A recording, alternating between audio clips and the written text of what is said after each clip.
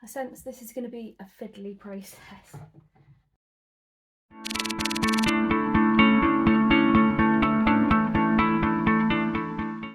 Okay, so episode number 3. So in this episode we're going to be looking at the loom again. I've given it a bit of a clean. I'm going to be rethreading it, putting the heddles back on. I've cleaned the different parts of the harnesses, so the metal parts and the plastic parts. With the metal parts I used some wire wool in the end. That seemed to get the stuff off. I just did it lightly. And I had a go at the reed with the wire wool as well, so that definitely helped. I'm going to have to test it, I think, and just see whether it leaves any marks, or because it still looks a little bit rusty, so I'm going to test that. And I've cleaned the plastic parts in soapy water and just left them to dry. I'm quite excited. I have a package and I'm really hoping it contains the braids for the loom. I got some cord from a friend. It's old tent cord. It is a little bit green, so I was going to give it a clean, but as is the luck with this project so far, it's too big. So if you see the sort of depth of this cord and then compare it to the cord that came off the loom, it's not going to go through the toggle holes. So I thought, well, I'm going to just bite the bullet and order some more yarn. Oh no, not yarn, braid. So nylon braided cord.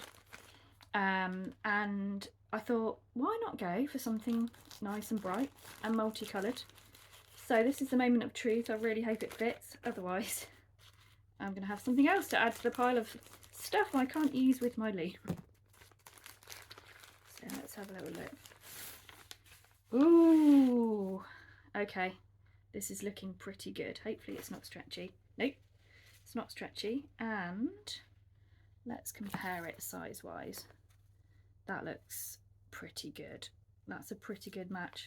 It's quite a lot brighter than I thought. Yeah, that's exciting. I mean, it's definitely not going to be a traditional looking loom now. I've cleaned all of these pieces, all of the metal and the plastic pieces. And what I've decided to do is I'm going to just start off using the first 4 harnesses, and I'm going to leave the other 4 harnesses until I'm a bit more practiced with weaving, which does mean that the lovely little piece of metal and so the broken piece of plastic on the end, I'm going to leave that out and come back to that.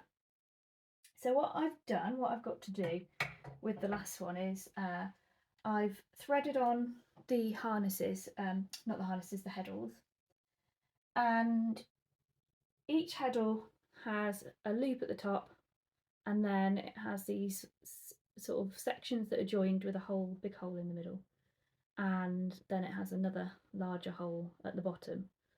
And I took photos before, but I didn't take photos sort of close up enough to see really what was going on. So what I did was I threaded on I'll just take the end of this one and show you. Oops. So I threaded on the big hole at the top and then made sure that the heddle is straight, and then threaded on the same hole. So they're both basically facing the same direction. There's no twist in there. And I basically put 80 of these heddles on because there's sort of a random number, but there were sort of around 80 or plus. And then I thought afterwards, oh, hopefully you do just put them on straight like this and you don't put them on with any sort of twist. Because it seems a bit odd that you would basically thread a thread through something that's sideways. So I haven't really got my head around that at all yet, but I checked on a weaving group on Facebook and they said no twist. So that's what I'm going to be doing. And I think it's going to be easier to thread it back to front. So 4th weave, 1, 2, 3, 4. And then I took my lovely braid, and each end I've basically made them like a shoelace and wrapped a bit of tape. And I thought I'd labelled them all nicely, but turns out I haven't. And there's 2 that weren't labelled, so it's a bit of a guesstimation. But I think this is number 4, so it's virtually even. So what I'm going to do is thread it through number 4. Oops. Now I've realised that I can't just tie these on because there's hooks, and I might have to pause the video while I check basically what I do with the hooks. Okay, so I've checked, and I will add a photo of what it looks like, but basically they go through the, if you've got this sort of U-shaped piece of metal, they go around the bottom part, and then they attach. So let's have a go.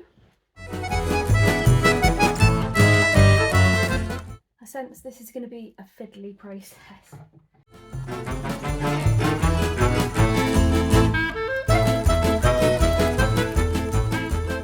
We're going to have a go at this angle and just see if you can see a bit more.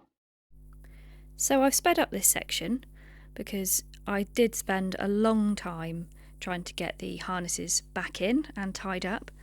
The difficulty is it's quite fiddly to get it in, but also if you get it in and you're trying to tie the knots, there's not very much space. There's the ends in there as well. So I worked out eventually that the best way is actually to put the harness close up to where it's going to slide into, and then to tie the knots before you then slide it back in. It just makes it easier because you've got more space to tie the knots.